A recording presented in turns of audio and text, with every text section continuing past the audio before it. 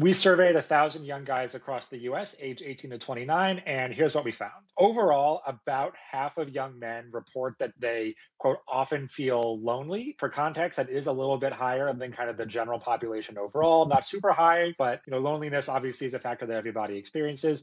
And we were really interested in what are the things that actually correlate with those feelings of loneliness that young men are experiencing. Perhaps not surprisingly, it does turn out that young men who are basically living their lives purely digitally are the most lonely. So the young men who tended to say they were the loneliest were also the most likely to say that they spent a lot of time playing video games, gambling online, or gambling on their phones, or gambling within games with like loot boxes and stuff like that. Guys who spent a lot of time browsing pretty much any of the major social media platforms you could think of, Reddit, TikTok, Instagram, really any of those. But also the guys who say they spend a lot of time in Discord, which I found interesting because that is a place where you tend to think people are spending most of their time making social connections. But people who spend a lot of time sort of in those spaces are the ones who say that they feel the loneliness. And then on the other hand, what I thought was also interesting was that pretty much the more kind of physical and in-person connections that you had, the less lonely that you were. Far and away, the least lonely guys in our study were those who either were married or had a long-term girlfriend, but also